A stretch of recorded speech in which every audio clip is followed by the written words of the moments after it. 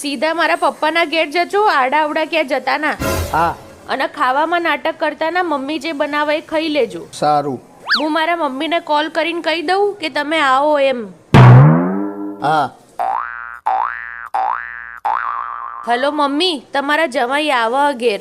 અને સાંભળ, એમને રાતે બેડ પર ના સુવડાવતી, ગાદલું નાખી આપજે નીચે. એમને ઊંઘમાં એક નંબર કરવાની આદત.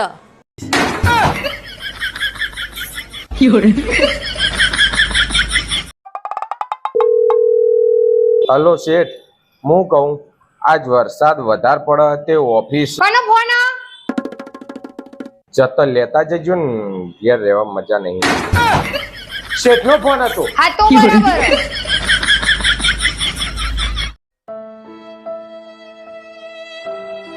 મમ્મી માર વહુ બિચારી કેટલું બધું કોમ કરે, મારાથી તો જોયું નહીં જવાતું. સાચી વાત છે બેટા, મારાથી એ જોયું નહીં જવાતું.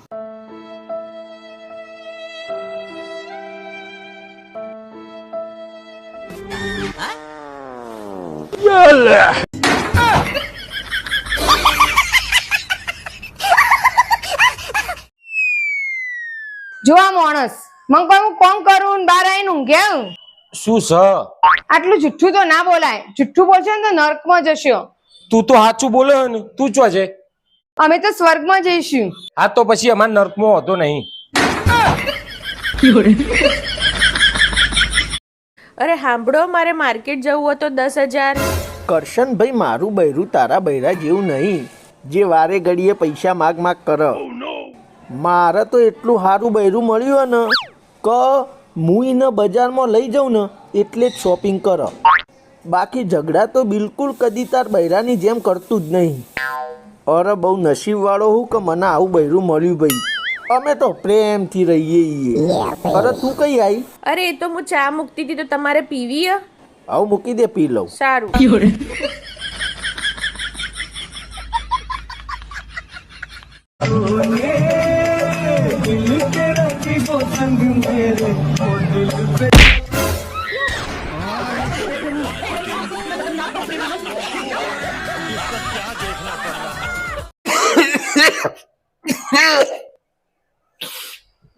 હેરાન થઈ ગયા.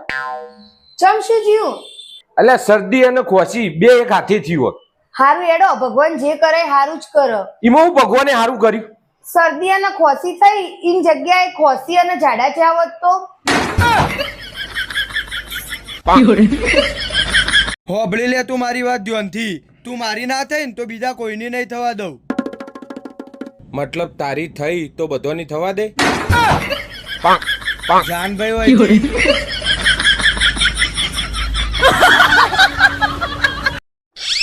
આજ ખાવામાં હું બનાવું?